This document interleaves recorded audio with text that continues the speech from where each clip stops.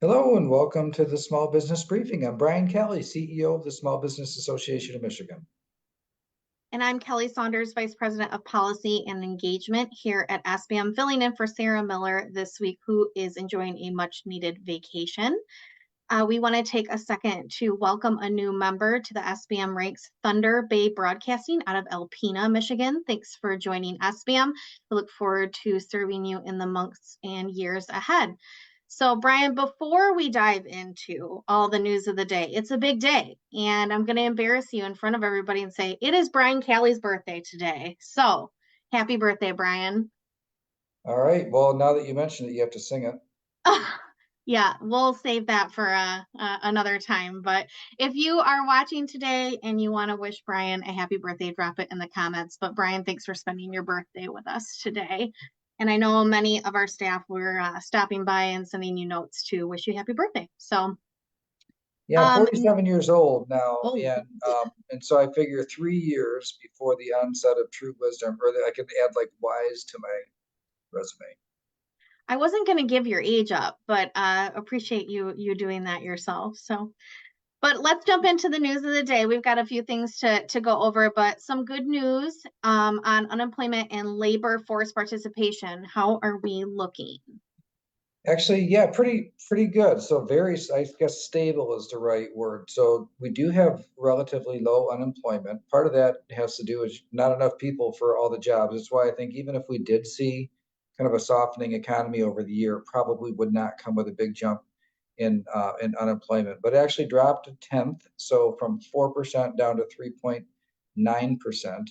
And we saw a slight uptick in labor force participation. And while the uptick in labor force participation over the month isn't particularly impressive, it's a string of several months of increases or improvements. And so just little by little, it's come back now to where it is, as a percentage wise, fully recovered from before the pandemic.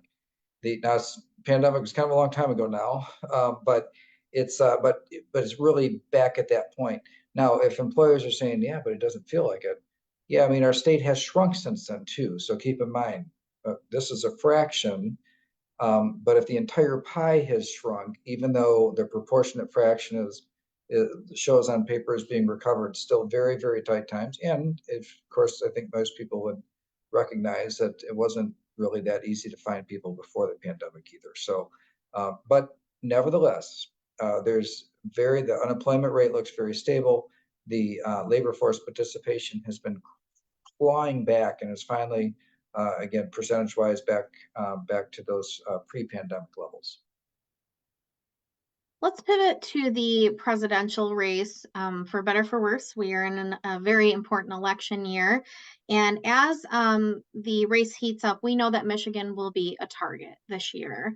So we know that presidential races cost a lot of money, more money than any race that we will ever see, obviously, in the country. But the first reporting period just closed. So, how are President Biden and former President Trump stacking up in the financial department?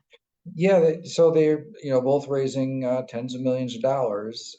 President Biden actually has it is about double when it comes to cash on hand. So cash on hand at the moment, $71 million, and they're at the end of February, first reporting period yet this year, and President Trump had 33.5 million on hand. So a cash on hand advantage for the Biden campaign.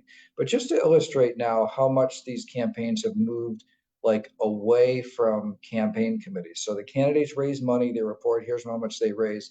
That's where they're speaking in their own voice to voters with whatever message they think is appropriate. But outside groups campaigning on behalf of candidates has really kind of taken over as like the main driving force. Just as an illustration, a large climate focused group pledged to put $120 million toward President Biden and his allies, bringing total contributions from outside groups to $1 billion. So in the already before you even get to the election, that is that absolutely dwarfs what the campaign committees themselves will do. You'll see those sorts of things happen on the other side of the ticket as well, third-party outside groups that run. And every single election cycle, it seems like what the candidates do directly becomes a smaller and smaller portion of the overall election message. And I think that will be even more so in this cycle. We'll continue to watch that. We know it's going to get more intense as we head into the heart of election season.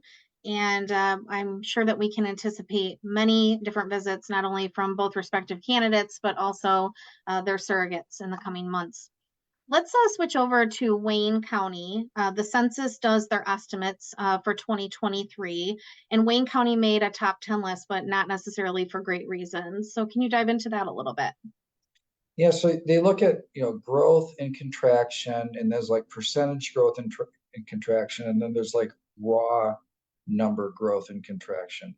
And in Wayne County, our most populous county in Michigan, had the ninth largest drop in population in 2023, at least in terms of raw numbers. So not proportionate there were some counties that dropped, many counties that dropped more as a percentage of their total, but down 7,773 people.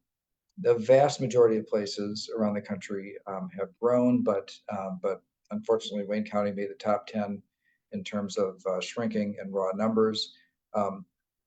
Most other Southeast Michigan counties also lost population last year. Washtenaw County lost almost 1,968. Oakland County lost 598. So these aren't big drops, considering how big those counties are, but any drop is significant when it's compared to other places that are growing more. In that same region, though, Livingston and Macomb being two areas that are considered part of that Southeast Michigan um, region, or the Metro Detroit area, both of those were up. So Livingston up 866 and Macomb up 623. So not really big moves in any direction, and but more down than up in Southeast Michigan. Now, that's the bad news. The good news is it actually does look like, if you were to go back to 2021, 2022, 23, it does, while there were losses, it does look like the population losses are starting to slow. So it's kind of a silver lining, I guess. Of course, going down is still bad overall, but Michigan in 2023, it does look like had a slight increase overall in total population of almost 4,000, 3,980 net increase in residents in Michigan. But since 2020, we're down about 40,413 to be exact, when it comes to the census estimate. So we have the big census where everybody's literally counted once every 10 years, but the Census Bureau puts out estimates every year, county by county and state by state, and it can give some insights in terms of where things stand overall. Our most populous areas, though, Southeast Michigan and West Michigan. West Michigan is really kind of the bright spot of the state, where it's generally growing. Southeast Michigan still struggling at the moment. Okay, well, we talked about numerous times with you serving on the Population Commission, stopping the shrinkage has to be the number one priority, which often happens with policy positions that we obviously stand by and fight for here in Lansing. So we'll be looking to put ideas on the table that make people want to stay here in Michigan first, but also attract after we take care of our people that are here. So we will keep an eye on that. And actually, I believe from a census standpoint, they don't, obviously, to your point, survey everyone, but they send out to certain households. And I received my first estimate ever. Reminder that you do have to fill that out. It's literally against the law if you don't. So with scams and everything, I think people are hesitant to fill that stuff out, but please make sure if you receive one that you're filling that out. Let's skip to the retailers report. We have gone over the retailers indexes numerous times over the years, but they did release their sales indexes. How are things for retailers in Michigan looking at this time? Yeah, so looking at February sales, so they look at it month by month, and really the thing that I like to key in on is how many say that their sales are up and how many say that they're down. Um, we started hearing from retailers in the third quarter of last year that not only was the year not shaping up very well, but the fourth quarter was pretty disappointing overall compared to what was anticipated. And it does for many retailers, it seems to be carrying through into this year. So in February, about half, 49%, the sales were down. About 42% said their sales had increased, and 9% reported no change. And while it's not part of this index, I say anecdotally, I think that small retailers are struggling more overall than larger retailers, the way that kind of the world has been going. But really not a lot of news in the February numbers that would make you think that there's some kind of corner being turned or things are really starting to pick up. It looks like more of the same of that slowness or difficulty that you started seeing in the fourth quarter.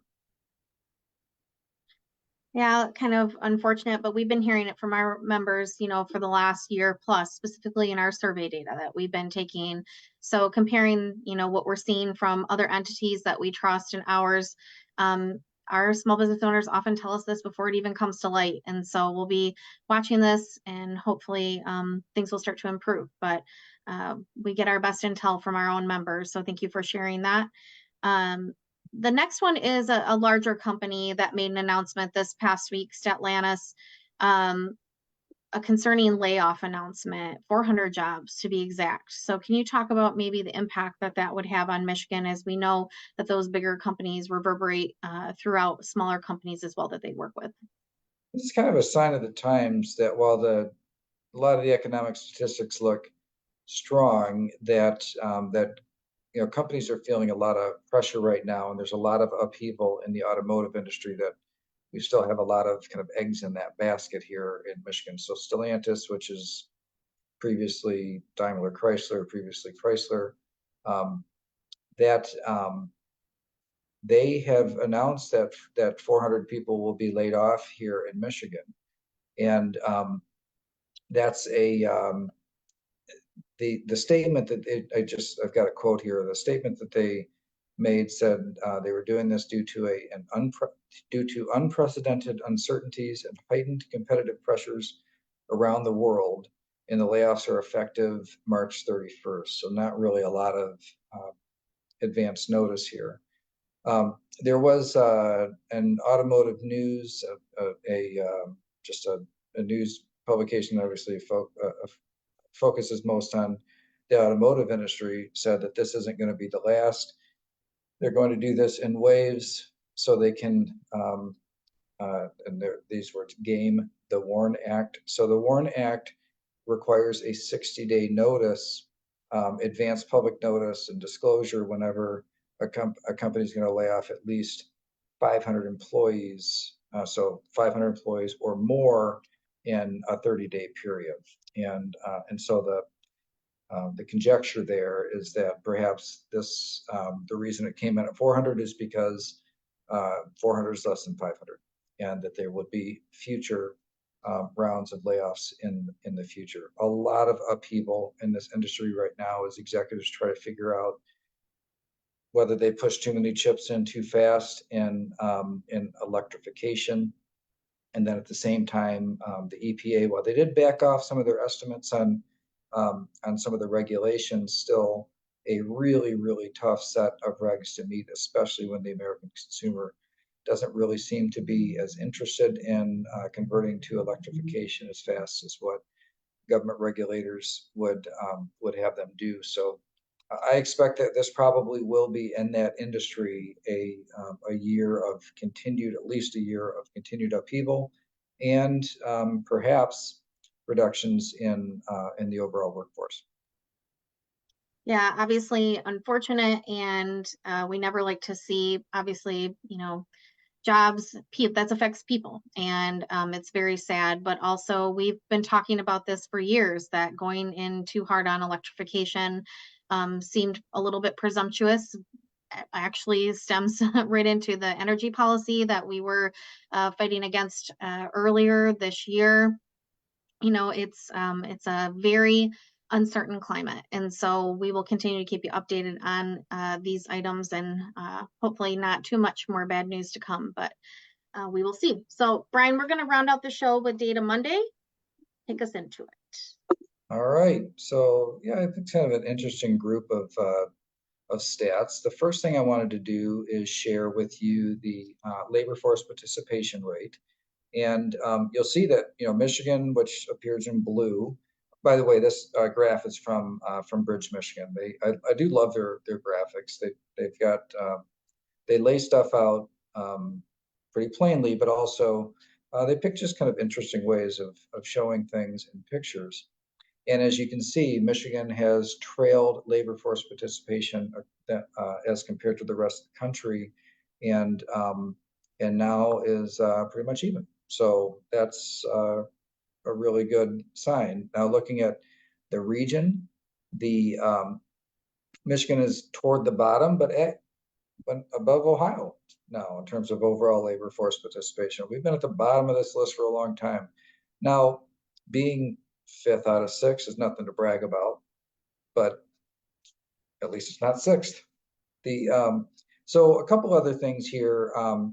Wage growth overall, as you can see, that continues to moderate after, with inflation and shortage of people. It's kind of a perfect storm of things that really pushed wage growth up quite a bit. It continues to moderate. So that's what you're seeing here in this graph, but still, as you can see, historically pretty high. You have to go back, back into the 90s last time we saw wage growth as fast as it is right now.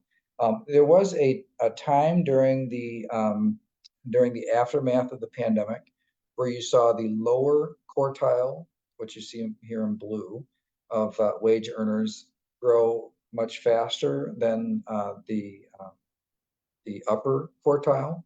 But as you can see that the difference between those has come in. So this will be the top quartile compared to the bottom quartile of earners. And if you look at the average, you'll see that they're all pretty much the average of everybody overall, pretty close to each other. So taking a look at the real estate market, we've got the buying conditions, just generally speaking, again, nothing to write home about, but generally heading in the right direction the last couple of months. So just kind of a pretty big drop overall, but both of these indexes are at least kind of trying to get into better position. And then taking a look now at our the housing units that are started, building permits, you'll see that that they are again nothing to write home about, but kind of starting to come back a little bit. And I think this is just an indication that the interest rates, as the Federal Reserve projects future cuts in the interest rates, the market prices that in to what's currently happening in the market, and with respect to rates, just modest improvements in in housing activities. And then the S&P 500 index. I just wanted to share a comparison here. What you see on the bottom is the Federal Reserve's, the asset side of the Federal Reserve balance sheet. And one of the things that the Federal Reserve does is it just pumps money into the economy.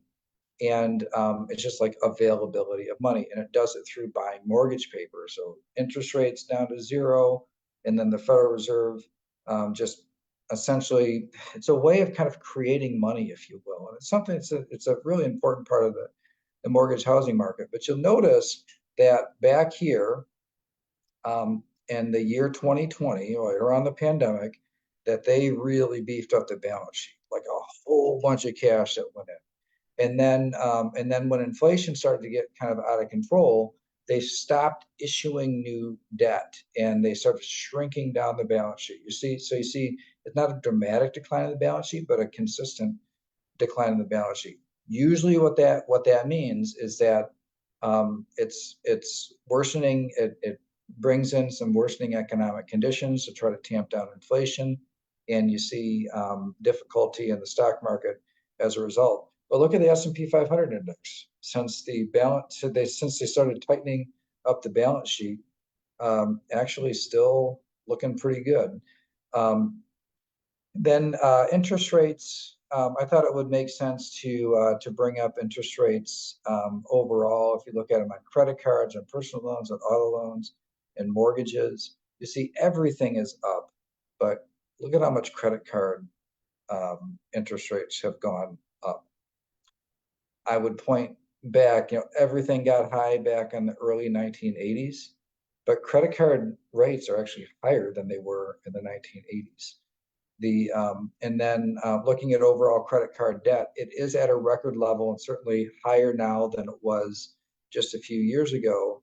But when you consider that those are inflated dollars based on the last few years, you see as a comparison, real dollars, which is the increase less inflation or taking into consideration inflation, it's actually not that far out of whack compared to what it was. It's just when there was a bunch of influx of cash at the from government programs during the pandemic, those have now been that's all over, and so the credit card debt is coming back in real dollars about to what it was before the pandemic, but with inflated dollars, you see the nominal debt overall is up to record territory.